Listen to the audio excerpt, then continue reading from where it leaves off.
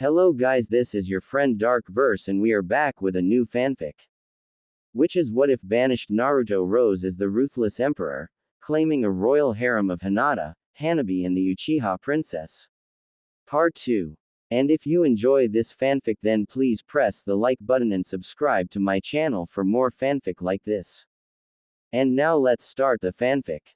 Konoha's delegates stood just there, as they've heard the emperor of the Second Numenor Empire, a man that has built the biggest empire and nation this world has ever seen, in just 5 years' time.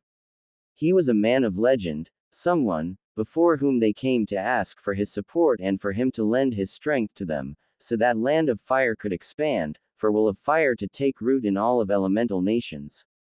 And after hearing that Naruto and his friends were actually in the empire, and have taken up the positions of power, hopes were lifted for Konoha, who had expected that they would help out their home, in hopes of returning there.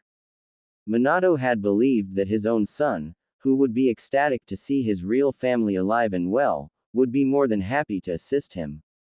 Konoha has made grand plans of exploiting the empire for their own needs, forgetting that the rulers of the said empire may not be as gullible as easy to trick as they may think.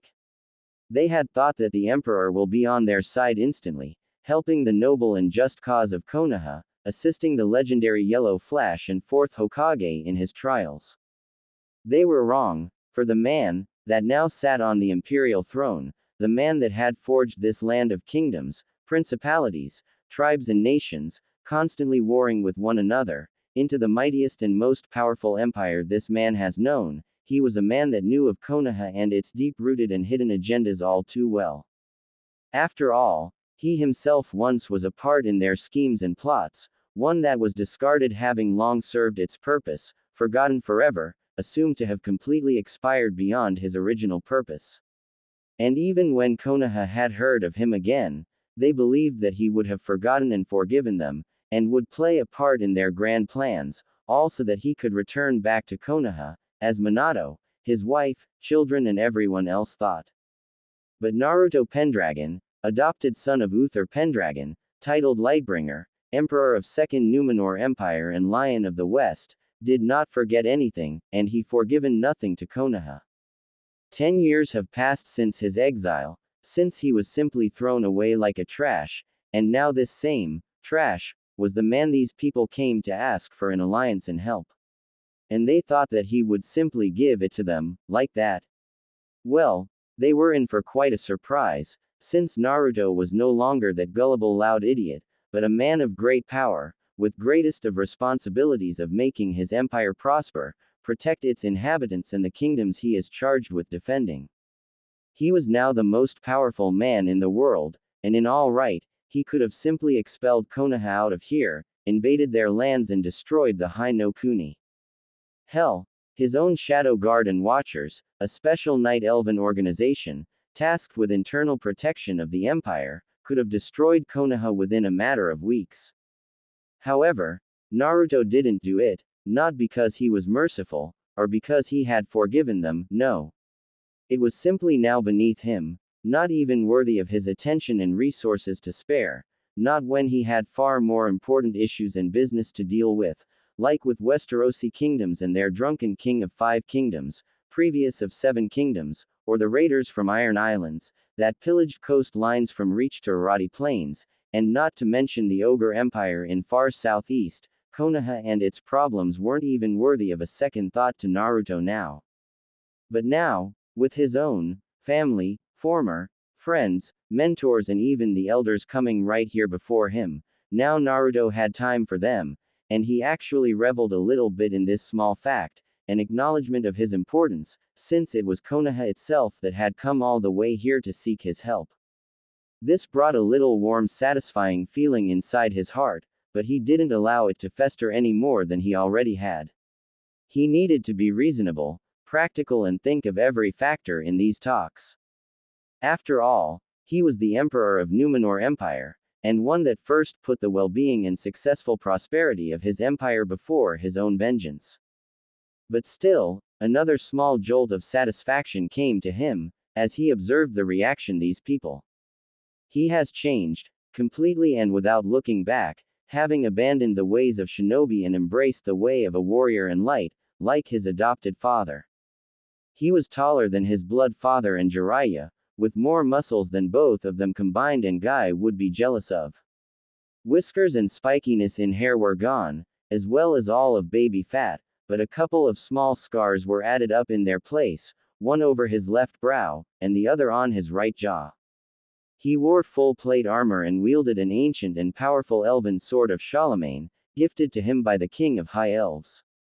He was a military commander and powerful politician, shrewd and cunning, a diplomat when needed, and a warrior when must. He no longer was that loud-mouthed genin who wanted to be a Hokage, for now he was the emperor. Konoha's delegates and shinobi all were looking at Naruto with various looks and emotions, ranging from utter shock and confusion by Minato, Kakashi, Jiraiya, Shikamaru, Asuma and Kurenai, with hopes and tears by Kushina, and the most prominent, envy, anger, jealousy and hatred by Sasuke, Menma, Narumi, Ino, Sakura, elders, Danzo and daimyo's officials. All of them did not expect to see someone whom they saw as the failure and expired instrument now become the one before whom they were forced to prostrate themselves. Many found it unbearable, while some seemed to think in their deluded minds that this was even better, like one Minato, who spoke in a hopeful manner. Naruto, my son, how much you have grown, and Minato, having heard Naruto address him as father, was filled with hopes that he would be successful in swaying his emperor's son on his side, but he was wrong. Minato Namikaze, in case your eyes fail you, allow me to remind you that you stand in a presence of His Imperial Majesty, a person in status and power far outclassing all of you here. Hanabi didn't miss an opportunity to remind Konoha of their place. Unless you and the rest of your entourage to be educated in court's etiquette and tact, then you shall remember your position here. His Imperial Majesty, though have addressed you as father, merely acknowledges already a well-known and commonly known fact, that you are his blood parent, nothing more and less. Lady Hanabi speaks true, though since we are merciful, we will forgive this minor mistake. After all, it is our first meeting in 25 years now. Naruto simply said in powerful and authoritarian manner, catching a look of small shock in Minato's eyes, as well as some others. Back then, I was but a newly born child, left by you and your wife here in Konoha, for a cold-hearted and practical purpose, one that I had completed, and was disposed of.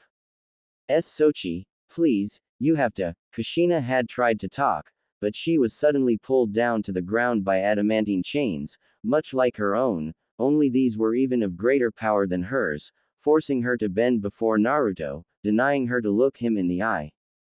Kushina Namikaze, you have been given a clear warning of how to address His Imperial Majesty. And considering how you and your husband have handled him, I believe that everyone here agrees with me when I say, that you and this man you call your husband do know to have the right to call him your son. Kushina had recognized the voice, as she looked up and saw a beautiful, younger version of her mother, with red eyes, crimson hair and dressed in vibrant red and golden fully closed dress, with chains extending from her arm. And as a matter of a fact, you and your children here have no right of being called Uzumaki. Kushina paled at a shock, while her son wasn't going to listen to that slighting of him and his family. Who the hell do you think you are?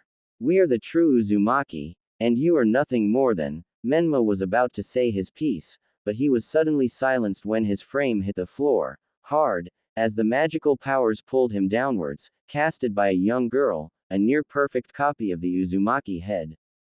Shut your mouth, runt. You address Lady Kaoru Uzumaki Uchiha, Lady of Kai and Kyotai, leader of Uzumaki clan, chosen by her people and the official representative of Uzumaki and Uchiha in Numenor. Address her with a proper respect, and if you slight her, I will personally make you regret you ever raising your voice against my lady mother. She said with clear hatred and spite towards Menma and Kushina. Your daughter's fierce loyalty and desire to protect your honor are an impressive sight to behold, Lady Kaoru.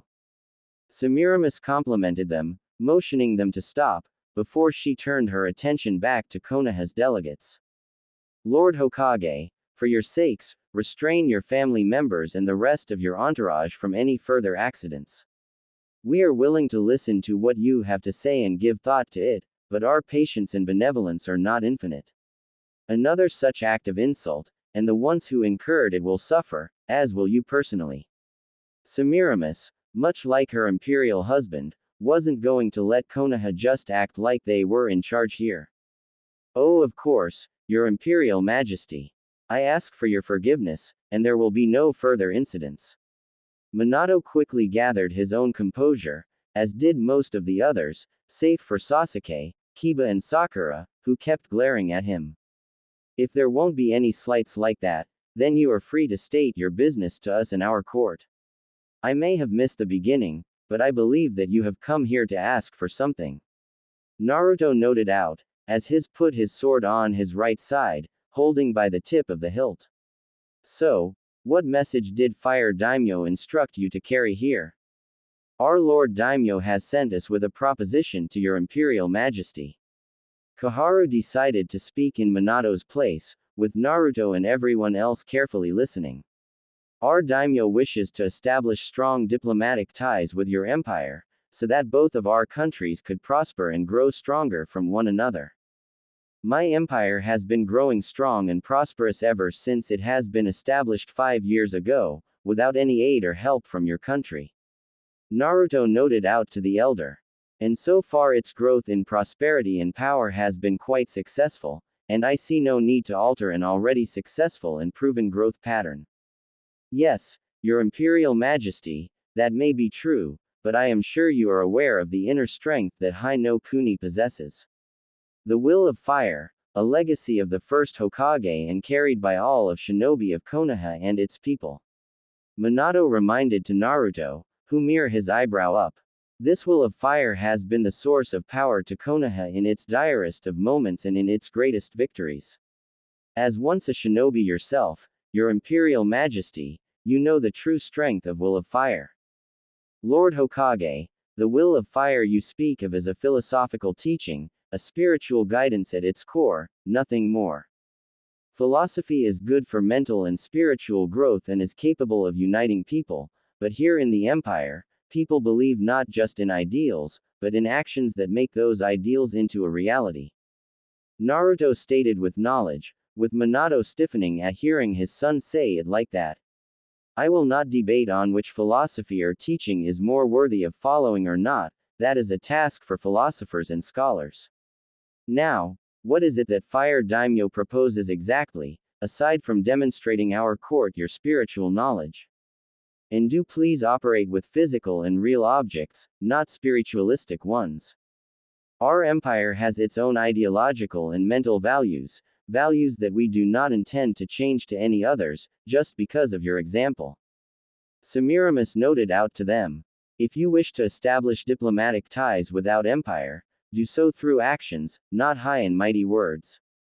Daimyos of Odo, Iwa and Kumo, for an example, have proven themselves as valuable and trustworthy economic and trading partners through their actions. Hai no Kuni and Konoha would want to learn from their example. Semiramis contained a wish to laugh at the look of insult upon Konoha shinobi's faces, while ambassadors and guests from said countries smirked at them. Our daimyo wishes for an embassy to be established in your empire, as to have an official representation of Hai no Kuni's interests in your court. Elder Homura spoke up now. He also proposes for an alliance to be made between your empire and Hai no Kuni, an economic and military in nature.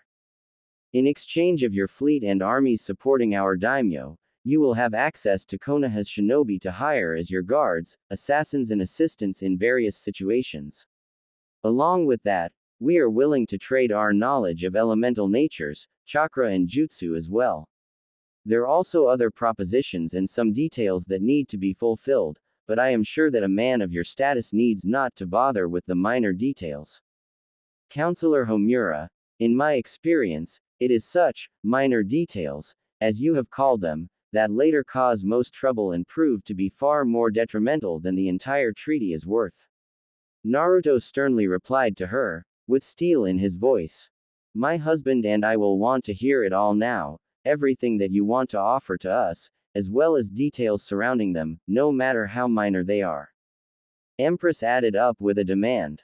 Unless you have something to hide from us, you should have no trouble revealing it all to us. And along with that, I believe that you also have a documented version of the proposition of your daimyo. If you have it, please give it to High Lord Gabriel Windrunner. Gabriel understood what was needed of him, so he left his position and went to the officials of daimyo, picking up the treaty and already beginning to read it, as he went back. After a good several minutes of reading it, confusion on Gabriel's face has changed into mild irritation and then into a hidden anger, traces of which appeared upon his face. When he was done reading it all, he handed it over to Hanabi, surprising Naruto and Semiramis, before he spoke up, while Konoha awaited the response from the Empire's highest authority here, already expecting a success. Forgive me, your Imperial Majesties, but I cannot present to you the terms of Konoha's treaty, without using strong and inappropriate words, especially in presence of noble ladies, Her Imperial Majesty, and my wife. Gabriel explained himself, with Naruto and Semiramis understanding that Konoha's proposition was far more of a demand, instead of a proposition of friendship and trade, while Windrunner turned to face them. Delegates of Konoha, what exactly were you hoping to accomplish with those terms? Did you think that just because our empire is young it can be easily swayed by someone like you into doing your bidding for essentially nothing? By the tone, Gabriel was completely infuriated and for a good reason. Lady Hanabi, what is it that has infuriated Hand of the Emperor so much? What is written there? Semiramis asked of the head of diplomatic affairs, growing impatient herself with Naruto as well. Lady Hanabi quickly went through the document and much like her close friend, was growing angrier with Konoha's proposal by the second. Once she was done, she let out a sharp and long exhale, a sign of her own anger and frustration, before she spoke to the imperial couple. Your Imperial Majesties, High no Kuni's terms of proposal are as follow. Establishment of an embassy and constant diplomatic presence in Empire. Opening all of its ports to our merchant ships and lowering of taxation on our merchants and their goods. Ability to contract Konoha shinobi. Provision of knowledge on jutsu, chakra and elemental manipulations. An official military and economic alliance between our empire and High no Kuni. Hanabi took a pause for a second, before continuing on. However, in exchange for these offerings, Konoha and Fire Daimyo demand abolishment of all and any connections to lands of Iwa, Kumo and Oto. Immediate closure of their embassies and banishment of their ambassadors and any and all members of their countries. Seizure of humanitarian help for said lands and their complete redirection to High no Kuni to combat the effects of the Great Famine. 1/5 of our fleet is to be stationed in their territorial waters, for protection of their merchant and civilian fleet. 1/4 of our armed forces are to be deployed in elemental nations to guard its borders. Complete access to usage of our specialized forces, such as Shadow Guard, in Konoha's interests. Provision of our military and industrial technologies, as well as schematics and experts on building them. And immediate oath to assist Konoha and High no Kuni in case they go to war, be they the defendant or the aggressor. Hanabi could see how her husband understood what had infuriated her and Gabriel so much. These are the terms that Konoha and High no Kuni has given to us. Hanabi gave terms to her emperor and empress, with the court clearly hearing them all, and outrage broke out, as the court descended into fury and rage. Konoha's delegations suddenly found themselves as the objects of combined hatred and fury of the imperial court, as nobles of all races, ambassadors from elemental nations and other lands were scoffing and scowling at them. Minato and Kushina saw clear hatred and fury of the court at them, and did not understand what was so outrageous that they have proposed to them. These were the very same terms that Konoha had given to each and every other nation that had joined them, and even though some of them did refuse them, they eventually did see the power of Will of Fire and joined in. But here, imperial nobility, ambassadors and all others, they simply scoffed at them all and spoke out in outrage and fury towards them. It seemed like Empire wasn't intimidated and impressed by power of Konoha, but seemed to completely scoff at it and them as well. Naruto and Semiramis remained composed, but a single look at them revealed their own distress and inner anger. And all the while most of Konoha struggled to remain composed in the face of this outcry. Danzo already was making his move, as he subtly activated his Mangekyo Sharingan and was ready to secure this empire for Konoha. After all, if this young fool wasn't going to serve willingly to Konoha's best interests, he shall be made to do so through a little bit of persuasion. After all, if not for Konoha, for whom this empire's resources and vast armies were for? These fools. No, only for Konoha and none others. Having listened and allowed the outrageous cries continue for long enough, Naruto raised his blade for a little bit, before he sent it down back with the tip colliding with the white floor of the throne room. The sound, and instant near invisible wave of wind and power hushed the court and throne room fell silent. They knew that now Emperor and Empress have made their decision and will announce it, and now was the time for them to remain silent and patient. Naruto looked down at his parents, elders, Konoha shinobi and officials of daimyo, anger and fury barely visible upon his face. He had expected Konoha to be at least politely humble and subtle, but this. He had heard less outrageous terms from Robert Baratheon and his wife, when he invaded Reach and Dorne. Naruto had faced many arrogant and ignorant rulers, counts, dukes and sovereigns, many of whom had demanded of him a lot of things, but to hear such things from Konoha and Hai no Kuni, at the first official diplomatic mission and meeting like that, it would seem they have completely lost all sense of fear and respect towards others. Well, time to remind these arrogant shinobi, that there are those, whom you must fear and respect. Lord Hokage, elders and ambassadors, I have but one question to ask of you. Who do you think you are? Naruto asked of them, his voice layer with steel, cold and unforgiving, but with core of anger present in it. Your Imperial Majesty, if you are confused, then we can. Jiraiya, thinking that his former apprentice didn't understand the meaning of this offer, made a single biggest mistake. Confused. Naruto roared at them, with the court and throne room unconsciously shaking in fear for a moment at the power of their emperor. You take me for a fool, Jiraiya of Toads? Or do you think that I am the same naive foolish loud-mouthed student you had toyed with 10 years ago? Do not try to appease or deceive me. I have been fooled far too many times to fall for such lies again, and be thankful that I had not ordered for your incarceration for these words. Now, answer the question, or I will have it pried out of your mouths by other means. The tone at which Naruto had said it made it crystal clear that he was deadly serious, while royal guards had put their hands upon their weapons, ready and waiting for the command. Your Imperial Majesty, our land is the strongest in elemental nations, with our shinobi and warriors being of greater quality and strength than all others.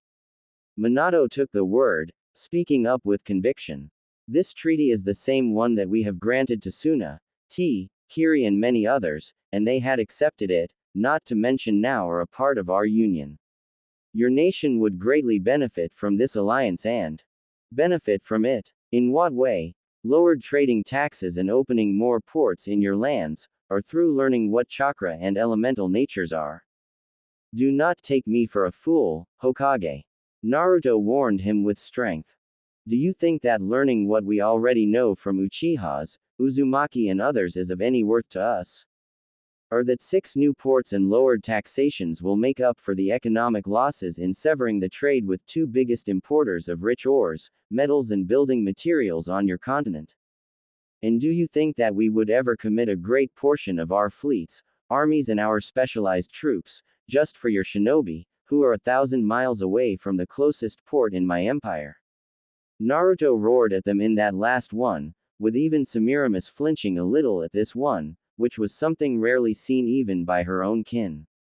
Why, your Imperial Majesty, perhaps a more detailed and private explanation of RT terms would see clarify some. Minato had tried to play his hand on this one, to get a chance to personally talk to Naruto and explain everything to him, to get him see his way, but it was far too late. In public or in private, our answer will be the one and the same, Minato Namikaze. Naruto said with power, as he and his wife rose up from their seats and walked closer to the court. This empire, this nation was founded in flames of war, where rivers of blood flew on hundreds of battlefields and countless lives were lost on daily basis, all in the name of few and their greed, arrogance and lust for power. They would betray the lives of their men and women, friends and loyal retainers in a matter of second, just to gain momentary profit and small measure of questionable valuables. I have taken a sacred vow before you all, that I would make those days perish and to have this empire standing as a beacon of justice, loyalty and righteousness, where loyalty is rewarded, and traitors are sought and punished. Naruto looked at Sasuke, who was still seething with hatred, while most of Konoha trembled. And now, Daimyo of Hai no Kuni has sent you, Konoha shinobi, here, in hopes that I would make the same choice as all those other kings, lords and sovereigns before me. He believes that I would be willing to give up long-forged partnerships and friendships with more honest and honorable rulers, and that I would send sons and daughters of this empire just to die for a foreign ruler and his ambitions. Well, Konoha, you may return to your liege lord and inform him that Second Numenor Empire will never agree to the terms he has presented, not today, in 5, 10 or 100 years.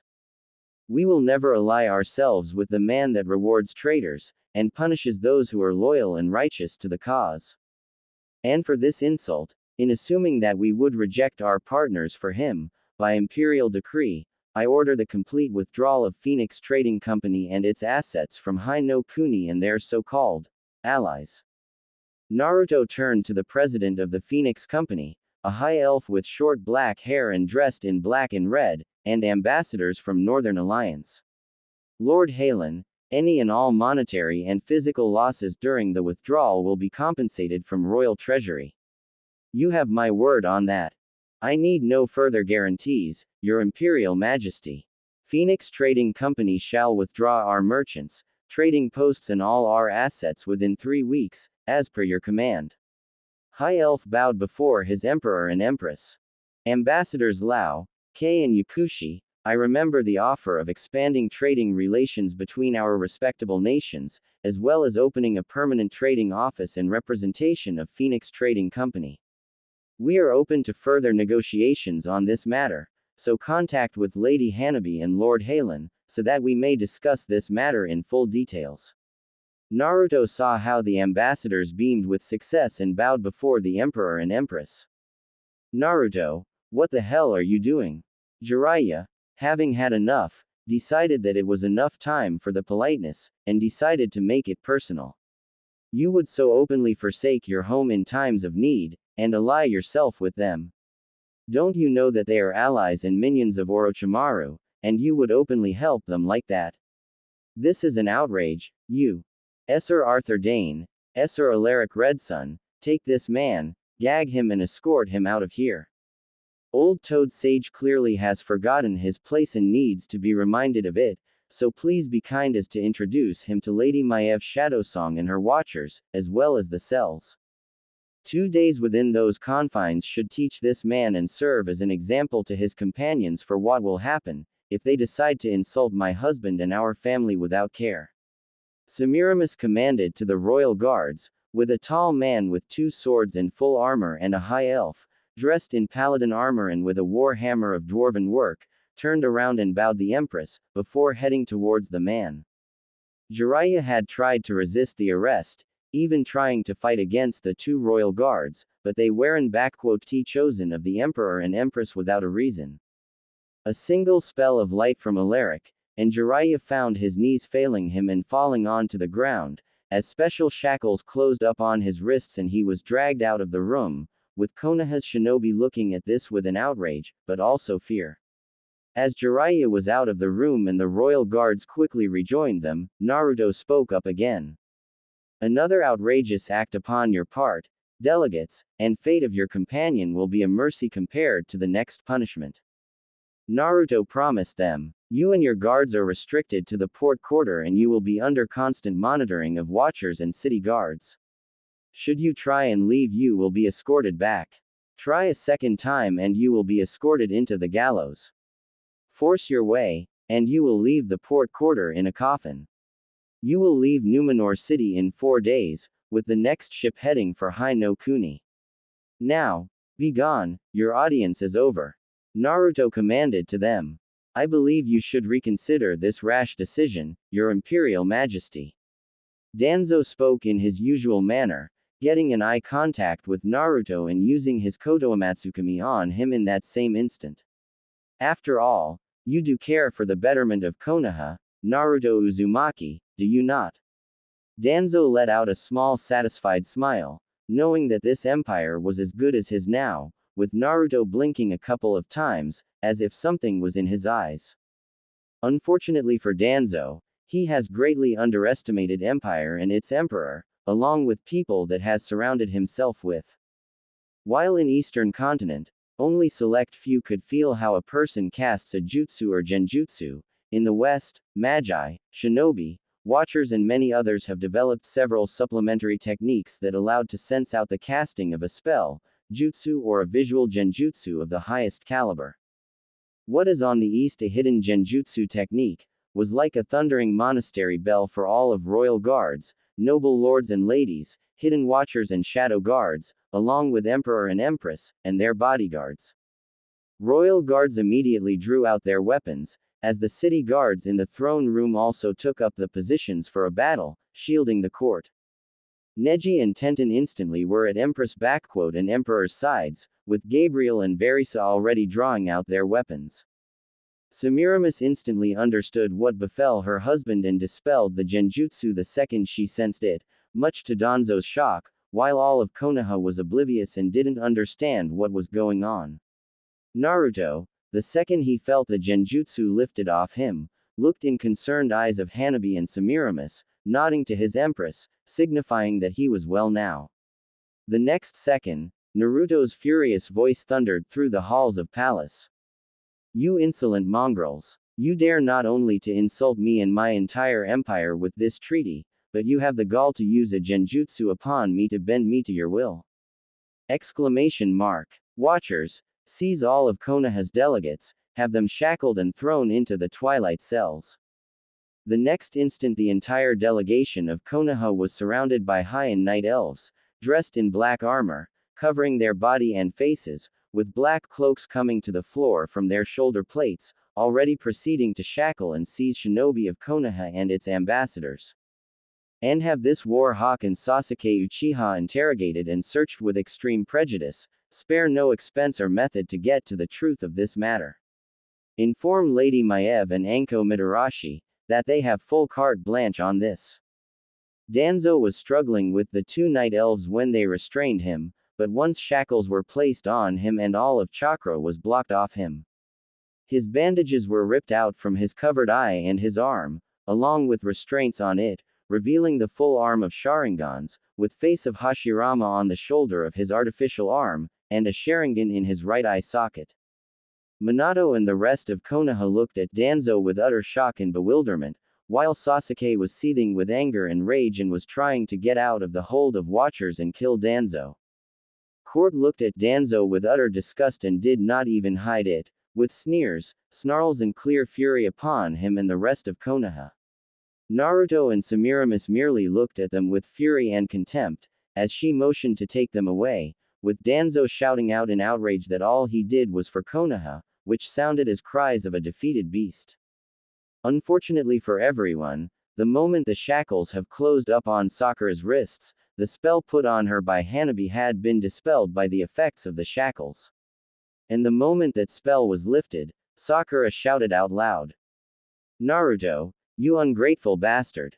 You should have long been dead, and this place belongs to Sasuke-kun by his right of an elite, and you'll be kissing my feet before I bash your skull into nothing. This Empress, Hanabi, all of those bitches will service him, only a shame that ugly fat bitch Hinata was dumb enough to die because of a worthless demon like you and, Sakura shouted out, as she was being dragged out of the throne room, until. Wait. Thundering voice of Naruto stopped the watchers and everyone in their track.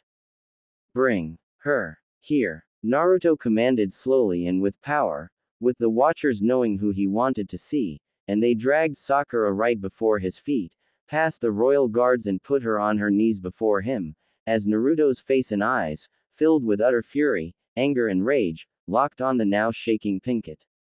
None dare to insult the imperial family, threaten them, and most importantly, no one dares to insult the memory of my beloved and get away from it without being punished. Naruto said with cold, barely contained fury, as he looked in the eyes of the Watchers and gave a command. Cut her tongue out of her mouth and cauterize the wound without an anesthetic. Make her watch the interrogation of her beloved Sasuke Uchiha, and after that, make sure that neither her foul mouth, nor her hands are capable of spewing dirt upon others. Sakura paled as she heard her sentence, with one of the Watchers promptly gauging her and getting her out of the place, with the rest of the lot. All of court and throne room fell silent for a moment, and none dared to speak against the emperor and his order. They knew that it was cruel, unethical even, but he was fully in his right, and it was not just a sentence for a foul-mouthed woman, no. This was a message, clear as crystal diamond and more powerful than simple words. Naruto was a ruler, a powerful emperor, and one that really did good for his people, having once made Eriador great again, greater than ever before. However, while his heart is kind and intentions are benevolent towards his friends and subjects, to those that seek to undermine his people, exploit his kindness and smirch his in Numenor's name with dirt, he'll be vengeful and merciless. And to those that dare to insult the memory of his beloved wife, a woman revered by people as nothing short of a saint, someone who had given to the unification of this land more than anyone, including her life. Even to this day, after over 5 years now, Naruto still could not forget his beloved Hinata, nor forgive himself for not being there with her. He will forever feel that way, until the day that he reunited with her in the next life or the afterlife. But until that day comes, no one will smirch his wife's name with dirt, nor will anyone dare to use his empire in their own interests. He will not send men and women to die in the others' wars, not for Westerosi lords, nor will he do so for his former home. Especially not his former home. Imperial Palace's dungeons. Twilight Cells section. Several hours later. The Twilight Cells were exactly what they sounded like, embodying the endless void of darkness, so thick and strong, that not even drops of water could get through. Cells made of the black rock, with ebonite-like metal being the material of the cells. Some of the more daring shinobi tried to break out of the cell through either force, or with the lock picks, but to no avail or success, since the Twilight Cells are designed not just to house prisoners, but to prevent their escape by the means of engineering and magic combined, magic that only Watchers patrolling the area knew here. And nothing escaped the gazes of those men and women, for they were trained to even see with their eyes closed. It has been a couple of hours, and so far, the Watchers already took Sasuke, Danzo, Might Guy, Sakura, Koharu and Homura. With Might Guy, Koharu and Homura returned, but returned in a state that left the prisoners more than a little scared. They seemed hollow, utterly empty. With not as much of a physical damage done as they expected, but it was clear that whatever methods Watchers employed, it was more than enough to break even Might Guy, for his form shook with every sudden wisp of rare wind, or crack of a torch. His eyes were filled with dread and utter fear, but his lips were shut, yet it was clear he was broken, and not just once. The Namikaze family was put in a single cell, not much to their surprise, or maybe it was one grace that Naruto would show to them. The cell was clearly made for several prisoners, so there was enough space for them all, but there was no way for them to speak with the other shinobi of Konoha. Letting out a sigh, Kushina spoke up, starting the long-awaited talk. Naruto, not like this. I had thought our reunion would come, if it ever were to be. I had hoped, believed like Tsunade that he was still alive, but like this, Minato, what have we done to him? Kushina shook her head, putting it in her hands, weeping. My son, our baby boy, how could we even think about doing such a thing and be okay with it? Kushina cried out at her husband, who didn't even flinch a little. You know as well as I do, Kushina, that this was the best thing for us all to do. It was either that, or we would risk all of our children being targeted by not just Madara, but also by Kumo and Iwa, and not to mention the influence of Kyuubi over them. Minato reminded to his wife and kids what needed to be done, and he still stood by his decision. What do you think would have been better? Having all of our children suffering for our mistake, or be able to raise two of them to be what they were destined to be, in happiness and safety, while the other one were to drive away from us and them all the threats. You and I made that decision and there is no reversing it now. The other one, Minato, that damned bloody decision that you think I made, was made by you, Jiraiya, and that cursed Hiruzen Sarutobi, not me. I was in a damned coma after the childbirth and extraction of Kyuubi, not mention battling Madara. Have you forgotten how you told me that my Naruto had died during the attack, that he took the soul of the Kyuubi with him? Exclamation mark quote. Kushina shouted in outrage at her husband. You knew, that damned frog and that Hokage, all of you knew, that I would never have allowed you to abandon my son, whom I didn't even hold in my hands. You lied to me, and only 14 years later did I find out the truth about my Sochi. You stole away from me my child, our child. And all for what? To protect our children from Madara, Iwa and all others. You are a yellow flash of Konoha, for crying out loud, the man that had killed thousands of shinobi in mere hours. And Konoha is filled with powerful shinobi, all of whom together had stopped the Kyuubi. No, you didn't sacrifice our son just to protect Menma and Narumi. No, I know why you did it, Minato. You know nothing, Kushina. I did it for the betterment of us in Konoha. Minato defended himself before his wife. Oh for hell, shut up about your betterment of Konoha, for a minute. You threw away our son, because you didn't see our son in Naruto anymore. Kushina accused him, with Minato shutting up at this one. You think I never saw that look on your face, when Kyuubi was raging inside of me, that look of fear, mixed with hatred. Oh, I remember it very well, Minato, so well, that just before I fell into coma, the last thing I saw was the very same look of yours, casted right at our baby. And it was far more intense and avid. You didn't see Naruto there, you saw Kyuubi instead of him, that's why you threw him away, didn't you? Minato didn't say a thing, as he continued thinking over this situation and trying to find a way out, as well as not daring to face his wife and the truth. And while their parents were in debates of their own, Narumi and Menma were exchanging words of their own. Damn that Naruto. Who the hell does he think he is? Throwing us like some common criminals into these cells, he should have been glad to finally see his real family, like a failure he is, and sign that damn treaty for all our sakes. Doesn't he understand that Konoha is the only true empire that deserves to rule? Menma asked no one in particular, with Narumi replying. Well, be I on his place, I wouldn't think twice about executing Danzo, and that son of a bitch Sasuke with that whore, Narumi grumbled with anger, as a small chuckle escaped her lips. I so bloody hope that he and that whore suffer, serves that bastard right. Narumi grumbled lowly. Aren't you supposed to be a loyal and loving wife to Sasuke, like you and Sakura usually do? Menma was surprised when he heard his sister speak like that. What? Is being Mrs. Uchiha isn't as good as you had hoped? Is he what? Not giving you enough attention and you resort to vibrators, are you and Sakura? Menma was about to continue, but a quick slam in the jaw silenced him for good, with Narumi looking at him with hatred. You better shut up, little brother, before I do those tormentors' job on you for them. Narumi hissed at him, with blazing hatred in her eyes. You think that being married is all sunshine and happiness. For you, maybe, but for me, I curse the very days I landed my eyes on him and when Dad announced our marriage. And on our wedding night, and every bloody night after that, remember when Ino told me that you had hit her and I nearly killed for that? Menma nodded to this one.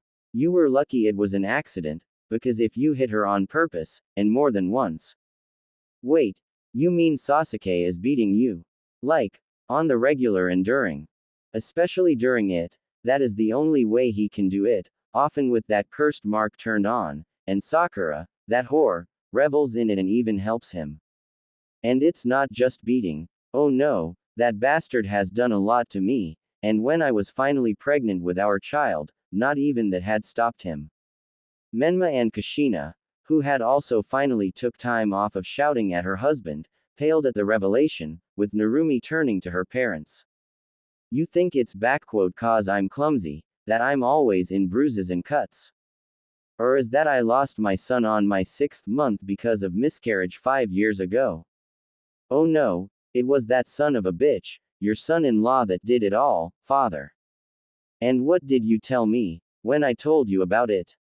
You told me to simply endure and make Sasuke happy. You knew what he did to me, and you didn't bother even to straighten him up. You, my own father, you just took that bastard's word for truth and left me to his mercy. Narumi's eyes were already watered, as she broke down, with her mother already at her side and calming her, before she casted a powerful glare at Minato. Minato, first Naruto, then Narumi, when we get out of her, if those watchers don't kill that bastard and you, I will do it. You sold our own daughter to a maniac, also that you could secure Uchihas for Konoha. But what about our daughter, the one you oh so desperately had tried to protect? Kushina snarled at him, with Minato remaining impassive. Sasuke had promised to me to stop his attitude, and he has, as far as I know. And our daughter had always had a wild imagination, which still hasn't stopped. Minato defended himself, before Narumi shouted at him. That bastard had punched me in the gut, when I was pregnant with my son. And all because he was frustrated with how council doesn't respect his authority. Narumi shouted at him. I was 6 months through already. Do you even care if I live or not, as long as that is loyal to Konoha or not? Wow, I always knew that you were rotten inside, but to this extent. A new voice came in, with all the participants turning their heads to see none other than Anko Mitarashi, dressed in an outfit of a warden herself, with all the armor and cloak, but without a helmet, with her hair now longer and made into a long ponytail, looking at them all, in specific at Narumi. Don't worry, girl. That sick and his personal cheering whore are really suffering, right, so much so that they wish they could just die. You the Tokubetsu Jonin, partner of Ibiki Morino and Orochimaru's former apprentice, Mitarashi Anko. Minato recognized her, with Anko smirking at Hokage. Did my son also buy you for his own, like he did with Hyuga and some others, when you disappeared? Bought me. I was happy to get out of that hellhole, as were all the others, after you returned. Anko countered. His Imperial Majesty had offered me a pretty title, lands and enough money for life, but I refused, and after I heard of Watchers and what they do, I just couldn't resist joining in. I mean, who wouldn't? High payment, premium equipment, top of the class training, insurance that covers everything, from death a tooth infection to sudden destruction of your house by a goblin rocket, and on top it all off, a chance to learn from the Night Elf Watchers the true art of torturing. Did you know that them lot had been doing what I love to do for 10,000 years straight? Wicked. But if I wasn't on that train the moment I saw what my now chief does on daily basis. Needless to say, I proved to be one damn enthusiastic and successful watcher interrogator. Anko, I know that things weren't all well for you in Konoha, but if you just managed to get my son a message from me, Minato wanted to sway Anko on his side, but it proven to be useless. Ah, sorry there, Lord, but not only is my payment here way higher than in Konoha, but here, they got lots of real friends and a good life, and His Imperial Majesty did everything to get that cursed mark off me and helped with rehabilitation. He is like a little brother, so caring and reliable. Anko smiled kindly, before her smile turned into a wicked one. Alright ladies, time to grab on the new meat. Get me mother-daughter duo out of here, the red-eyed ravenet with those nice legs and great rack, bearded asshole with a smoke in his mouth, pine-assed lazy bun and that perverted virgin with a boner for frogs. Watchers went to the cells, opening them up and dragging the needed people out of them. And careful with that frog boner, he is a legit super pervert, and will do anything to get a panty shot. Not to mention his sadomasochistic tendencies, considering how much women in Konoha beat his in hot springs and he still came back, several times a day at times. Then it is probably a good thing Mistress Maev orders us to wear all this armor and cloak, Mistress Anko. Her aide replied to it, with Anko nodding to this, putting back her helmet. Yeah, it certainly is. Plus it's damn comfy in here as well. Good thing she cares for her subordinates wearing a comfortable uniform. Alright ladies, bring the abused girl and nice rack into 12th cabinet and the rest in 13th cabinet. Anko ordered out, as they went ahead towards the places, with Kushina tugging Anko and stopping her. Please, Anko, I beg you, don't hurt my daughter. I'll take whatever punishment she was ordered to. Anko simply pushed Kushina's hand away and motioned them to move, while she went to the 12th cabinet with Narumi and Kurenai, closing behind her. And nobody even was able to see a dim light, coming from the smallest space between the door and floor. Imperial Gardens. Meanwhile, Gardens of Hinata. This was to be Naruto's present to his first love on their 5th anniversary together, something that Hinata had always wanted to have in their palace. A place, filled with life, flowers and untainted beauty, where she and Naruto could find solitude, to spend time together just for themselves, away from the prying eyes and important matters. A place, where time and matters would not touch them, where Hinata would bring their daughter to play with, their little Himawari. If only Hinata had not answered the call of House of Latrua, she and Himawari would enjoy this place, the gift that Naruto had been preparing for his wife and daughter.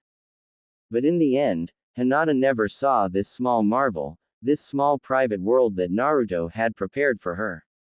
Instead, Naruto and Semiramis with her dragons have made a new garden elsewhere, a garden of ashes and fire, as some call it, right where his beloved had lost her life, and their daughter had lost her mother. Nowadays, Naruto would come in this place in need of finding privacy and to be with his own thoughts, to think of things and remember what had happened. Along with that, he would let the hardened and strong facade of the emperor fall for a little bit and reveal a person, scarred and changed by wars, campaigns, still mourning the loss of his beloved, and happily spending every moment with his children here, along with his wives in a moment of peace. Now was not such moment, for Naruto and Semiramis were waiting for their guests to arrive. And so they did, as a small portal opened up, and from it walked out Kurenai, Narumi and Anko. Naruto let outside a small smile, as he spoke up. Sorry for the little delay and that little spectacle, but it is hardly the time for them to know of our little bond. Naruto smiled to them, with Narumi and Kurenai smiling back to him. Plus Konoha really did piss me off with all this. I'll say, I thought that you were going to kill Minato right there in the spot. Narumi commented with a chuckle. And thanks for getting me out of the cell for a bit. It was starting to get really tense in there. Any time, little sister.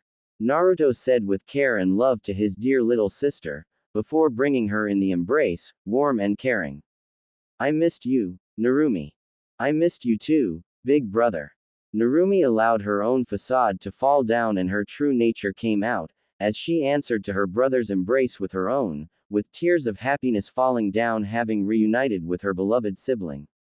For most, seeing an emperor hugging a daughter of 4th Hokage and his wife, a container for Kyuubi and a wife to his former rival from the times now ignored and forgotten by many, would have been something of a shock. But to Narumi Namikaze, this was a meeting she was longing for a long time, as it has been over a year since she talked with Naruto in person, and this waiting was hard for her. Especially considering in the fact that Narumi was not like her family and Konoha in a simple, yet completely defying aspect of her character. Narumi, since her childhood, was always one of those children with the curiosity and the need to ask the age-old question, what is right and what was wrong. Growing up in a seemingly loving and caring environment, she and her brother were shaped up by their father to make both of them able to control Kyuubi's power, as well as being loyal and loving towards their homeland, Konoha. Control over Kyuubi, loyalty to family and Konoha, expanding over the natural talents and gifts that they received. Those were the main cornerstones in their upbringing. And while Menma took to it all like a fish to the water, Narumi was always more curious and interested in details, so she questioned all that her mind could grasp. Initially, it was seen as a positive thing by her father and mother, a child eager to learn more from her parents. And Minato with Kushina did try to answer it all, but before long, Narumi began to ask questions about first the Kyuubi, why was it imprisoned and why it was evil, which led Minato to talking about her and Kyuubi's importance to Konoha and world peace. At first Narumi accepted this and calmed down, but not long after, she became an unwanted witness to a fight between her mother and father, with the subject being her believed to be dead brother, Naruto. It was then when Narumi learned that she had another brother, and that her parents had left in Konoha, alone, without anyone, and that he was the shield that protected Narumi and Menma, a diversion to prevent all others from hurting them. For Narumi, brought up in the environment of love and care for family, this was a shock, an absolute crush of her beliefs and idealism. She and Menma were told that Naruto was gone the moment he was born, taking with him the soul of Kyuubi and leaving them the power to wield, but now Narumi knew the truth. Parents didn't see her, as she had hid herself away, and soon after that, Namikaze family returned to Konoha, where they were hailed as heroes and saviors. Menma was practically drowning in all this adoration, but Narumi didn't, for all her thoughts were with Naruto and she wanted to meet with him, to talk to him and connect with him. But it was all too late, as he was banished, like a discarded kunai, having served his purpose and now useless, with her mother and father accepting it as something normal, and Menma scoffing at Naruto's memory. But to Narumi, this was another crush of ideals and the reveal of the duplicity and hypocrisy of her family and Konoha. She hid all her growing hatred and away and made sure to not show it outright, but she no longer saw her family with the bright colors as before. Her father was a hypocrite, determined to see Konoha on top with Narumi and Menma serving that purpose, ignoring the fact of his betrayal of his own blood. Her mother, who had so fervently and ferociously defended Naruto and spoke about the injustice done to her and him, did nothing to change it all and still remained with Minato, being a loyal and faithful wife to him and still being on his side. And Konoha, Narumi didn't see the ideal place to live in, but a cesspool of betrayal, arrogance and hypocrisy, among which few of those that were truly loyal to true will of fire remained and from whom she learned of what kind of person her brother was. Kind, loyal, brave, headstrong and with a heart so great, that not even the mistreatment of this village could break him, ready to do everything for his village and friends. It wasn't long until Narumi grew to first respect, and then admire her brother. Over years, Narumi only grew in hatred and disgust with Konoha, hiding it away, and she had sought out to get close to her brother's former teammates, hoping that they were still loyal to him as he was to them. Narumi couldn't have been more wrong and she now cursed them and herself for falling in love with Sasuke, being his wife and enduring 8 years of beatings, mistreatment, rape, and even loss of a child, when Minato had dismissed it all and told Narumi to simply keep on the appearances. That was when Narumi understood that to her father, she wasn't as much of a daughter as she was a product for his plans, with Menma not seeing it. And when she had tried to tell her mother the truth of what had happened, Kushina simply said to her child that she was overreacting and that it was normal for Narumi to be feverish, and that Sasuke loved and cared about her. Narumi simply couldn't believe that her mother, after all that had happened to her and how her husband had deceived her, would go out of her way to keep up the appearance of all being well, when she could clearly see it was not like that. Her husband lied to her, Menma was an arrogant and spoiled brat, and Narumi was being abused, raped and nearly killed on several occasions by her own husband. And Kushina, blind and deaf to the pleas of her daughter, kept the appearances, speaking out of the injustices for Naruto, yet siding ultimately with Minato, just to keep their family together. She had failed to realize that there was no family to be saved and salvaged, and Narumi had only hoped that she could have gotten away from this hellhole with Naruto when he did. And suddenly, 3 years ago, just a month after her miscarriage, Kurenai Yuahi had approached her and told Narumi that there were still some people that saw the injustice and corruption towards Naruto and how rotten 4th Hokage was, and even if they were hidden away, they were there, with Kurenai being one of them, and they had someone very powerful who supported them from shadows. And that someone, as soon Narumi found out, was the Emperor of Second Numenor Empire, Naruto, her own dear brother, whom she wished to meet for years, and now did, thanks to his spies and magi, who opened the portal from Konoha to Numenor. Their first meeting was at first awkward and strange, but as they spoke, Narumi and Naruto grew closer as true brother and sister, with Narumi finding comfort in someone who supported her truly. He had confessed to her that for years his spies and agents watched the situation in Konoha and also kept an eye out for her, and that he knew well of her and what had happened to her.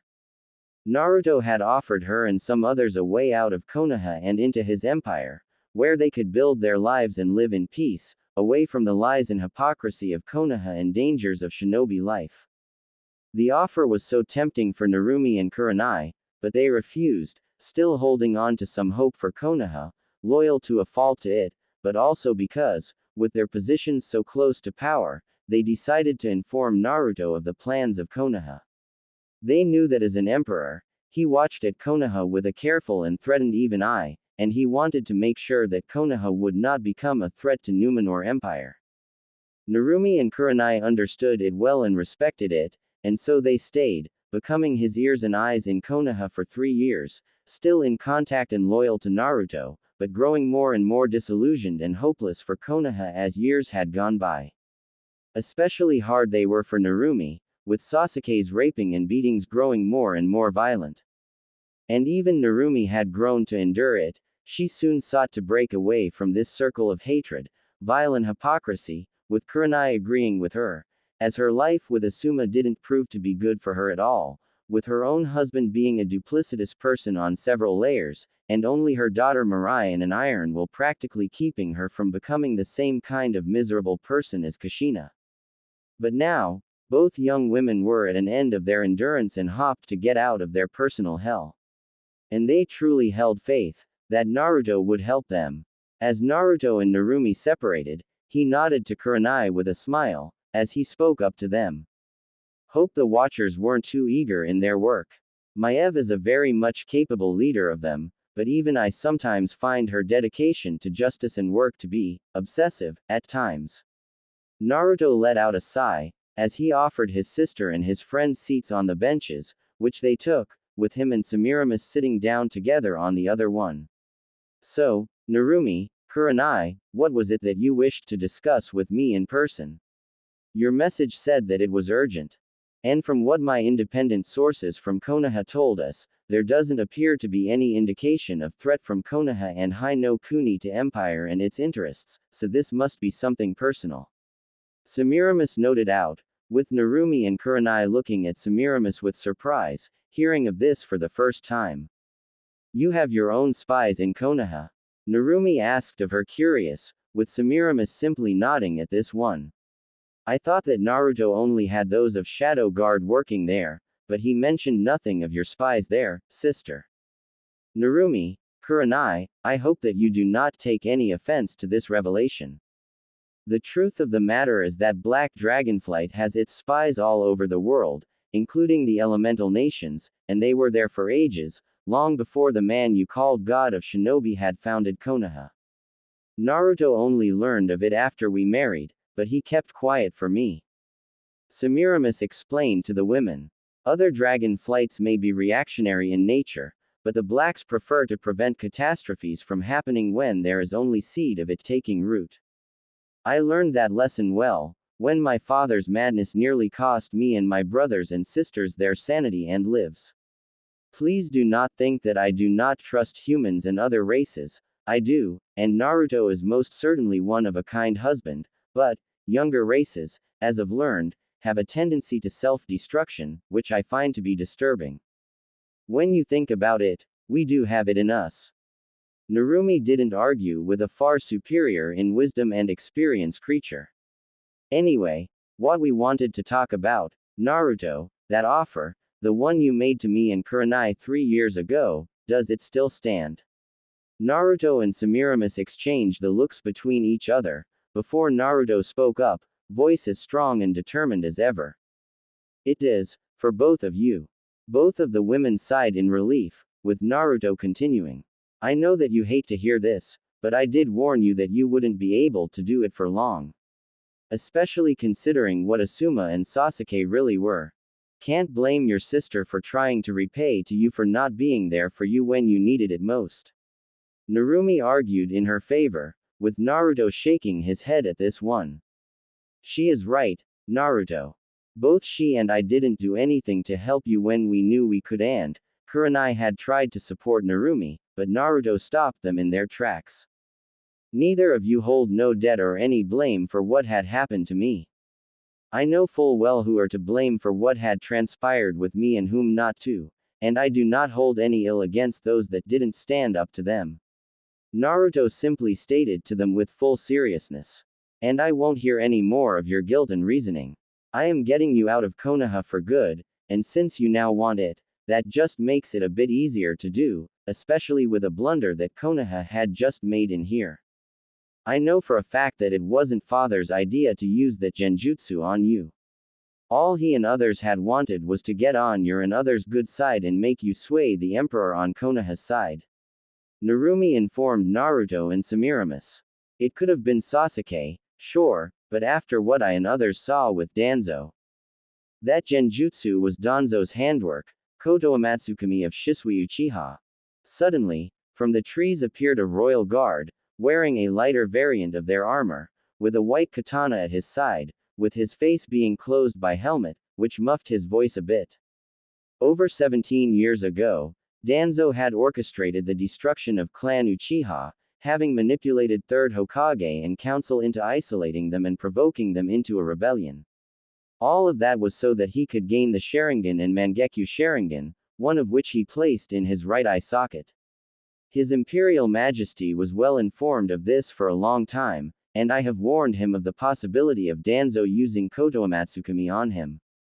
To which my dear wife and Empress, along with all of my Imperial Royal Guards, were most ready. Naruto noted out to them all. Still, I did expect that the moment Minato and others hear about me and my friends being here, odds would be in favor of them manipulating me to their favor. Wouldn't be the first time someone had tried that card on me, and I suspect it won't be the last. Anyway, Anko, what measures have been taken with Danzo? Lady Maev had ordered a complete suppression upon his chakra, surgical removal of that arm and the Sharingan in his eye. After that, he was subjected to our usual program of interrogation and questioning, the usual stuff. Anko replied simply to her emperor. From what the interrogators found out, that arm was transplanted to him with the help of Orochimaru, in order for Danzo to control some strange visual jutsu of Sharingan, which could grant him an immortality of sorts. Azanagi, a genjutsu casted upon oneself at the cost of the casting eye. It rewrites the laws of reality for a limited time, allowing for a person to live after being killed. The guard informed Naruto and Semiramis, as well as others. It is a forbidden among Uchiha's jutsu, among both the eastern and western clans. There are even special punishments for usage of this jutsu, as it is capable of easily corrupting with the illusions of invincibility its users. However, what Danzo has done. There is only one punishment for his crimes and what he had attempted today, and that is death. Semiramis said with strength and no compromises in her voice, turning to Anko. Is Danzo being interrogated still?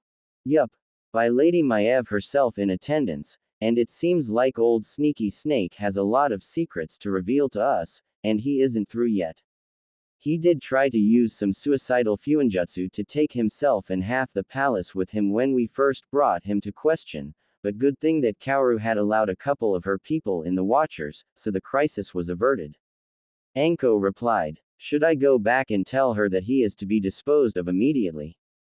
No, squeeze out of his mind and body every ounce of information that you can, and after that, throw him into an isolated cell. He will be executed, publicly and in front of Konoha's delegation a day after tomorrow. As for the delegates, you do your duty, Anko. Naruto said to her, with Anko nodding to him. Now, as for getting you two out of Konoha. With the situation as it is, you two can ask for a political protection and safe haven from Konoha, the basis being the mistreatment and violence being used against the two of you, along with the proof of it being provided by you in the interrogation. With those at hand, Konoha and Hai no Kuni won't be able to pressure me or Numenor Empire into giving you back, and with what Danzo pulled out here, they should consider themselves lucky with getting out of this hellhole so easily. Kurenai, I remember that you now have a daughter, and she is also welcomed in here, my mages, and will take care of the getting her into the empire. Naruto, there is something I would like to ask you to do. Narumi spoke up to her brother, with Naruto nodding to her. Please, extend this offer to our mother as well. Naruto widened his eyes at this one, but said nothing, as he rose up and slowly paced a little, not turning his head to face his sister and others. Kushina Namikaze, she was a very touchy subject for both of the siblings to talk about, with both being biased towards her in their own way. Naruto, much like with Minato, did not believe that she really even cared about his existence, while Narumi had always tried to prove to him that he was wrong in that belief. True, Naruto's views had changed somewhat about Kushina towards better, but he wasn't very much longing for a reunion with her, nor was he impressed with how she had handled the situation with him and what had happened to Narumi. When Naruto had found out about what happened to Narumi from his agents, it was one of the few moments when he had snapped from his simple observation of Konoha and made a move to teach Sasuke a lesson. The next time Sasuke had left the village for a month-long mission, a fully armed company of shadow guards, led by now present royal guard, had waited for him and captured him. How easy it was to make up a simple A-rank solo mission, to lure Sasuke Uchiha out of Konoha's reach and make him pay. Naruto was not present, but he made sure that his orders were carried out with a complete precision, with Sasuke being left without ability to ever conceive another child, weakened to the point being at the level of a simple chunin, and the curse mark now acting more like a slowly growing cancer, only well hidden away and spreading through his body, until Sasuke's all body wasn't infected by it and then destroyed. It wouldn't be long now, miracles of magic and secrets learned from Orochimaru assure it. None knew what had happened with Sasuke, but when he returned, it was clear that he was no longer the mighty Uchiha elite that he was once, though none had dared to speak otherwise. And no one knew that Sasuke Uchiha was already a walking dead man, aside from Naruto. Naruto stopped pacing around and looked at the small patch of flowers in front of him, until he spoke up. You and I have discussed this more than once, Narumi, and you know my opinion about this subject. Naruto said in a cold and somewhat distant voice. She had said many things in my defense, but while her mouth said one thing, her actions spoke otherwise. She knew that I was alive for 2 years before I was banished, and she could have come to me back then, but did not. She could have left Minato and live a life of her own after all that he has done, but didn't. She heard all the rumors and stories about your mistreatment by Sasuke, especially from you, and what she did. Naruto said with strength and fire in his eyes. Narumi, I can understand your desire to help your mother, but after all that had happened, do you really think that she deserves this mercy? Naruto, I know how much you despise and even hate, I can understand that too. But you also need to understand that for her, our family is all that she has left. Narumi argued with him. She had lost her own clan, most of her friends, and much more. Our father was there for her and with her for decades, and she had raised me and Menma, all in hopes of having something that she had lost, family. And to keep that family alive, she would go to any lengths. The family that she so wishes to have and protect has long fallen apart, and she knows it. Naruto argued back to his sister. Menma, arrogant brat that abuses his position of a hero, with Ino and that second wife of his indulging him. Minato, with his world conquest plans as well as prophecies of the toads, believing he is to be a messiah for all, who ignores all morals and laws of men for his own ambitions. And then there is you, Narumi, She isn't concerned with saving and protecting her family, as she is obsessed with preserving this fickle illusion of perfection she had built in her mind, that all is well and won't break it. And even though she had heard what you said back in the cell, do you really think that she will do anything to protect you? Naruto asked of his sister, surprising her. All of our cameras are outfitted with listening and observing spells, making sure to prevent escapes from being plotted. Semiramis answered on the silent question for her husband, before turning to face her husband herself. Naruto, my love, I know and understand your resentment towards your mother, and I had faced the same, as you know. And while my mother had refused to listen to reason, her madness was assured by my father and his powers. I think that your mother may yet be redeemed. She was honest and sincere in her desire to be with you and in protecting you, and while her actions may speak otherwise, deep down she must understand that her current life can't very well continue for long. I do not know why she still keeps on the appearances, but I do know that there are those people, that in acts of desperation and to preserve even a ghostly appearance of their well-being, they will go so far as to ignore even the obvious. They are so desperate, that are unable to see that this illusion has become their own torment, and will not see the ways out of that twisted circle, unless someone shows it to them directly. You know that, do you not, my love?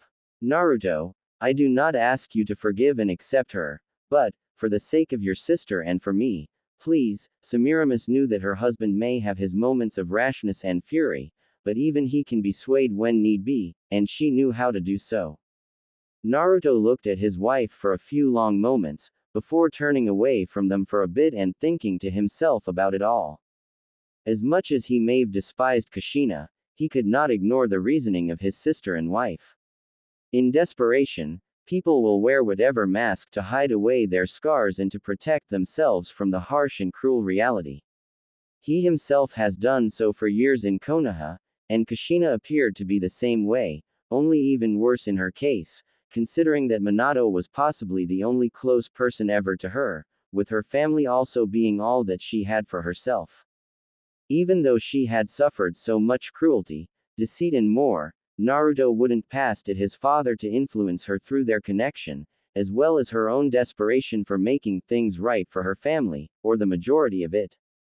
After all, sacrificing him did secure Narumi and Menma, from a practical point of view. Still, Kushina's desire to ignore all the wrong in front of her and dismiss it was troubling, but was he not the same way? He was, but what she did with Narumi, it was something that he could not ever ignore nor forgive, for hurting his sister like that, by letting her delusions take over her mind like that.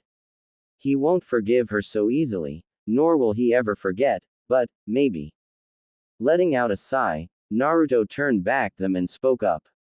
Anko, arrange for Narumi and Kushina a time alone in one of the cabinets in dungeons.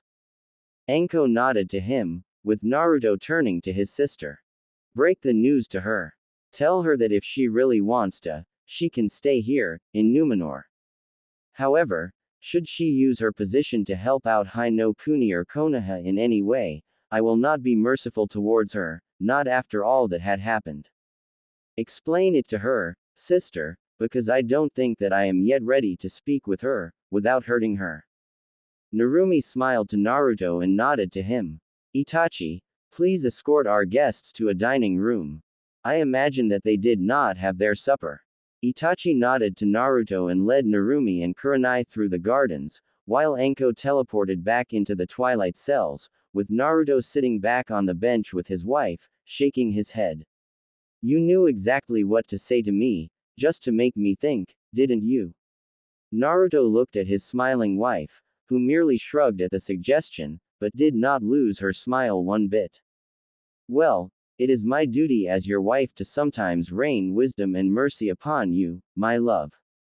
And with how stubborn you can be at times, it is no wonder that I require additional help with you. Semiramis joked a little, with Naruto chuckling a little at that one. Naruto, you know that it is only for the better to give Kushina a chance, let her see that there is life without Minato and Menma, without desperation and half-insane denial. A life without a mask, the one that you had always wanted for yourself. I know, Semiramis. But, sometimes the masks grow onto your skins and become inseparable from your real face. I remember how badly it was with me, when Uther just took me in. Naruto sighed as he remembered, before he turned to look in his wife's eyes. Tell me, why did you side with Narumi this time? When I first told you of how she acted, you were almost furious enough to turn back in your dragon form and go to Konoha and have words with her, but now. Let it be known, that I do admit that I am prone of letting lose my temper, at times. Semiramis admitted, though with the smallest of blushes. But, with what Narumi had told me and everything that had happened with us, I couldn't stop thinking about Kushina's situation and comparing it with what had happened with my mother. Semiramis grew a little sad, before Naruto had hugged his wife caringly, remembering how bad it was for his wife to face against her. I remember how kind and caring she was, but also how very devoted to my father she was as well.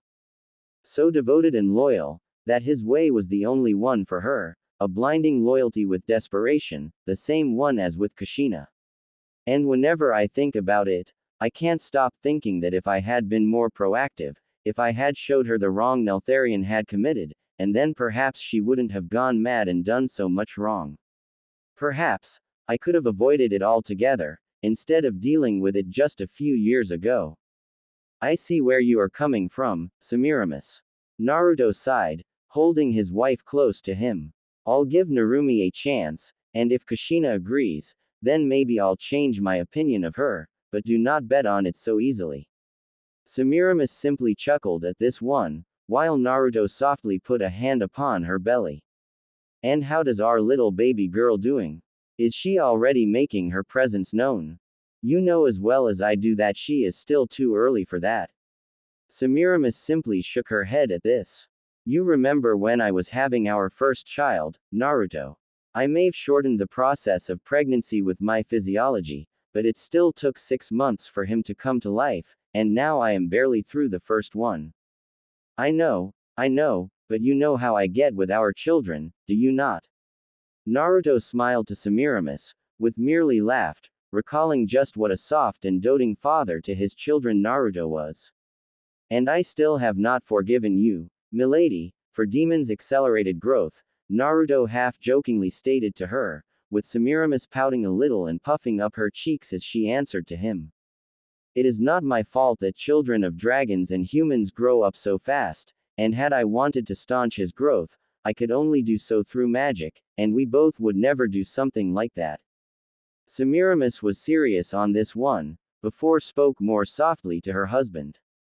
Naruto, we have consulted Alexstrasza and she confirmed that Demon's growth is natural for one of his origin, especially for a child of an aspect. His mind and body both grew without any trouble. For Dragon, Demon is still a hatchling, with the body of a grown human and a formed mind. And let us be honest, when compared to how Targaryens have called their children, dragons, our little dragon turned out to be just a marvelous child, and do not even dare to deny it. I would never. Whom do you take me for? Naruto chuckled at this one with his wife. I think I'm just sad that I saw our son grow up so fast. Just some 8 years ago I held in my arms and now he is of my height and I can't help but see in him not a small boy, but a grown man, one that already makes me proud. Is this even normal, for a father not being able to see his son as a small boy like he once was? For all parents it is sad, not just for you, but to me as well. Semiramis admitted. He has everything to be a great emperor after you, but I sometimes can't help but remember how he was just learning to make his first steps, or how he first talked to us, and now he is already out there, traveling the Westerosi kingdoms, learning of the empire and its subjects as well as doing his duty to the empire. I sincerely hope that he did not learn any bad habits from their king. Light knows that Bor has more of those than my father has prayers for each of the sins. Naruto shook his head at this one. Good thing that Alexstrasza's granddaughter is accompanying him. Those two will be alright together, 2 children of human and a dragon. Yes, Urza was very persistent to accompany Demon, almost as much as Irene with me to share you, Semiramis brought it up to her husband with a small wicked smile of her own. Young dear was always very much fond of our boy, and now, both are physically grown and beautiful, strongly connected since their childhoods. Perhaps we should prepare the court for the news of heir to the throne soon marrying the legendary Titania of Redflight. We first need to prepare them for the news of you being with a child, my beloved Empress. Naruto reminded her, with Semiramis chuckling to it. I wouldn't be surprised if the suitors for her were to show up the moment it was announced of a new princess soon being born. Remember how it was with Demon? Better not remind me of that, though now he has Urza to scare all those harlots away. Semiramis and Naruto laughed at this one. I still can't believe the gall of that Tully woman from a year ago, to push for a match between our boy and her daughter, speaking to me as if she were my own mother. Those Tullys seem to have the mind of their Sigil, the trout. But, at least she was being modest, unlike that Lannister woman. Semiramis remembered with disgust Cersei and her husband, as well as the rest of Lannister family. That you are right, my beloved Empress. Naruto kissed her on the cheek. Now, milady, I believe that it is time for our supper. I hear that the cook is serving your favorite for the supper. Semiramis looked at her husband with a smile and rose up with him, going with him towards the dining room and leaving any and all bad thoughts behind. Meanwhile, Westerosi Kingdoms. King's Landing. Red Keep. King's Landing, a proud capital of the former Seven Kingdoms, of which Reach and Dorne had been subjugated and integrated into a second Numenor Empire to the south, leaving only 5 kingdoms in the hold, without a real, complete independence. When Emperor Naruto had proclaimed the official formation of the Second Numenor Empire 5 years ago, an enemy to the north had risen up, to the north of Angmar, Gilneas and Lordaeron, intent to claim more lands into his own domain. That enemy was Robert Baratheon, the king of the Andals, first men, ruiner and protector of the realm of 7 kingdoms, who had crushed the previously ruling House Targaryen, and now was eager for more conquest, past Dorne and those 3 kingdoms that laid to the south of it, namely Angmar and Lordaeron. Robert had amassed a host of nearly 80,000 men, believing that he would be easily victorious against, whom he called, an upstart blonde prick so green, he pissed grass. However, what he did not count for was the fact that the same boy whom he underestimated wasn't as gullible or easily scared, nor was he stupid. Second Numenor Empire, unlike all other countries, relied on a regular army, professionally trained and equipped, stationed in parts throughout its regions and on the borders, with 5 legions, a main unit of the empire, numbering 10,000 men and women of infantry, 3,500 cavalry and 50 mages of various spheres in each legion, being stationed at the border with Dorne and Reach. Westerosi kingdoms did not hold any magical users in their ranks, being of more superstitious beliefs and conservative towards it and other races, while Numenor and Eriador had an abundance in magical users of all calibers, with Empire bringing their full might into the defense of its borders, along with other races contributing their own forces to the cause. Robert had started a war when he invaded Angmar to his direct south of Dorne, hoping to easily break through the guarding keeps and move towards Lordaeron to the west and south towards the center of the empire. However, he underestimated the strength of the legions and their commanders, all of whom were just recently blooded and tested during the Great War, along with Magi proving invaluable in supporting armies through portals or with healing. Along with that, the strongholds and keeps that were on Robert's path were not very easily taken, with garrisons holding to the last man and not surrendering, and even breaking through the walls took considerable effort on Westerosi's part. By the time second month of the campaign rolled in, Robert was only done with 2 forts and had laid the siege to another 3, with his army already thinning out to 70,000 strong, as Marshal of North, Tyrion Fordring, wisely used his legions and struck at Robert's weaker parts of his great army. He also made use his elite corps of High Elf Rangers, raiding Robert's supply lines and even venturing into Westerosi kingdoms to divert the attention of Robert's forces. This had stalled Westerosi king long enough in his place for 2 more months, for the real imperial army, numbering 90,000 strong, with Emperor leading them, to strike back at Robert Baratheon with his overwhelming numbers of 140,000 men. The Battle of Ironfield was the second major defeat that Robert Baratheon had suffered, but it would prove to be a decisive one for him, as his army had been broken apart and destroyed by superior forces. Naruto himself had faced off against King Robert, who by then was already a near-obese man, and defeated him in single combat, but did not kill. Casualties for Naruto's forces were around 6,000 dead and 9,000 wounded, while Robert Baratheon had lost 57,000 men dead and another 10 as captives. After that crushing defeat, Reach and Dorne both rebelled against King Robert Baratheon, the former because House Tyrell saw the power of the Empire and wished to be spared from the wrath of Emperor, while the latter with House Martell was eager to avenge the deaths of Elia Martell and her children. Naruto accepted both of the kingdoms into the fold of his empire, but on his own terms, which were actually well received by Tyrells and Martells. In the following 7 months, Naruto had systematically eliminated Robert's ability to raise another powerful army against him, having taken Stormlands and Westerlands, before he laid siege and took King's Landing. The city was considered to be strong enough to withstand an army the size of 100,000 at full garrison and additional forces in it, and Robert had amassed 30,000 strong in there, while Naruto only brought 55, seemingly not enough to take the city, while the rest of his forces already were taking Riverrun and moving to Vale of the Arons. However, with him were 600 magi and 500 cannons, dwarven marvels of siege warfare, freshly transported with a full division of dwarf specialists knowing how to use them. For 5 hours those cannons and magi pummeled the landing's walls and its defenders, until King Robert hadn't decided to bring the fight to Naruto and rode out with 2/3 of his forces towards him, hoping to crush them while they were of fewer numbers, but instead of doing that, they were absolutely obliterated by the might of magi and artillery, before being finished off by Naruto's army. After that, and having been convinced by his retainers, wife in his hand, Robert sought the peace and capitulated. Naruto was considerably merciful to the invader. Reach and Dorne were integrated into the Second Numenor Empire. Westerosi kingdoms were to pay 20 million golden dragons, their main currency, and to become client states of Second Numenor Empire, with Naruto now being the Lord Protector of 5 kingdoms.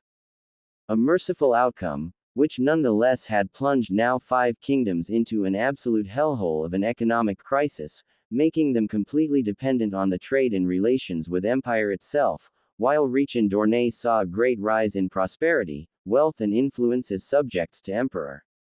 This had caused tensions between the Westerosi kingdom's ruling dynasty and Second Numenor Empire, but the lesson was well learned and remembered, and the fact that if another war were to happen with them, they would be crushed, was not ignored.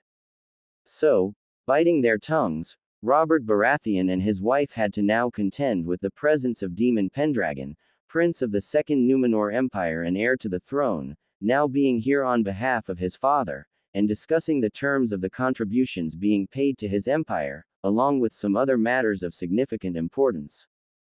Demon, though just 8 years of old in time, was in physical sense, fully grown and having reached his physical adulthood at age of 5.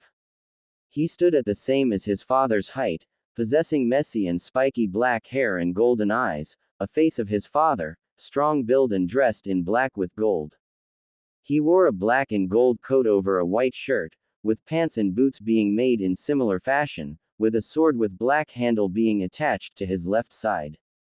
Though he was young, as a demi-dragon, he was educated, smart and not so easily swayed to any side, possessing the will and clarity of mind, both of which were gifts of his mother and father.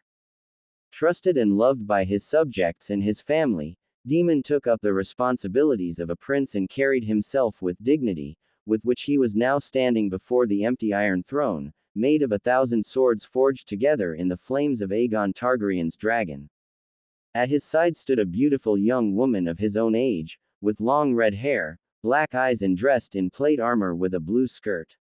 She was Demon's closest friend, companion and, if his parents were to allow, his wife to be, Urza Belsarion, stepdaughter to the Emperor through his third consort, Irene Belsarion, a red dragon and a daughter of Alexstrasza. Daemon and Urza heard the steps behind them and turned, seeing Cersei Lannister and her eldest son, Joffrey Baratheon, approaching them. Even though it was not the first time they saw each other, it still surprised Daemon how smug and arrogant the Lannisters carried themselves, along with how incredibly alike Joffrey looked with his uncle. Almost as if Joffrey was his son instead of Robert's. Your Imperial Highness, Lady Urza, you weren't expected to arrive. Cersei spoke to them, with a bow from her and her companions, with Daemon and Urza nodding to them. What brings a young man like you in King's Landing, especially not informing with a prior notice? Certain things that need clarification, Your Grace. Daemon spoke with strength and resolve, not being the least intimidated by her.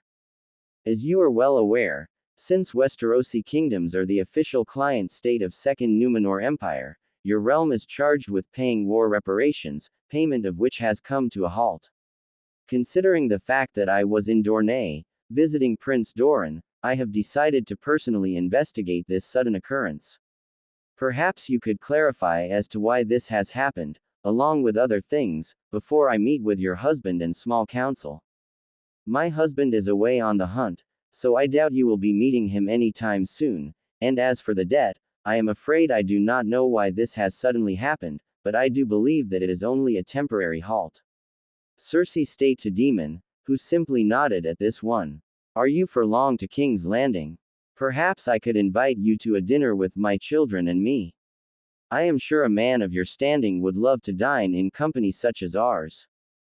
A tempting offer, but one that I must refuse. Daemon replied to Cersei, surprising her. I am here on official business, and I do plan on leaving as soon as the matter has been successfully resolved, though it would appear that I will not find much solution here. Daemon said to Cersei, confusing her. Whilst I was in Dorne, certain rumors have reached me. Rumors of a civil war already being waged between your House Lannister and House Tully of Riverrun, and that King and his hand do nothing to prevent it. I believe you can understand that if such thing is happening out here, the Emperor will have to take action to stabilize this region, if King Robert Baratheon is incapable of as much. Your Imperial Highness, I can assure you that this conflict was started with Lady Catelyn Stark imprisoning my brother, Tyrion, for no good reason, and my father is trying to rescue him. I am sure that if you inform your father of this detail, Cersei, seeing a chance of swaying a young prince and his empire to the side of the Lannister, wished to use it, but was interrupted by Urza. And what about Hand of the King being attacked by your twin brother in broad daylight? I understand that your younger brother has been abducted by his wife, but still, to commit such a capital crime and get away with it. Had it been Hand of the Emperor attacked in such a manner, the attacker would lose his head within an hour, regardless of his status. Urza noted out, with Joffrey taking turn to speak. Who gave you, a peasant girl, the right to speak here? Joffrey arrogantly asked of her, with Urza not being the least intimidated. Do you even know who we are, girl? And as for that fool Stark being attacked, he brought it upon himself, by covering up for his bitch wife and denying my uncle to comply with the wishes of his superior. Your companion seems to be in need of learning some lessons of courtesy, Your Imperial Highness. To address us in such a manner is quite normal, considering that in status she is equal to me, being a recognized member of Imperial family and de facto, higher than you in status. Daemon reminded, as he turned to face Joffrey. And you should properly educate your own son in matters of courtesy. With such a mouth and manner of speaking, he would not make a popular king. Ignoring the pitiful glare that Joffrey had sent him, Daemon turned back towards Cersei. Now, if nothing else.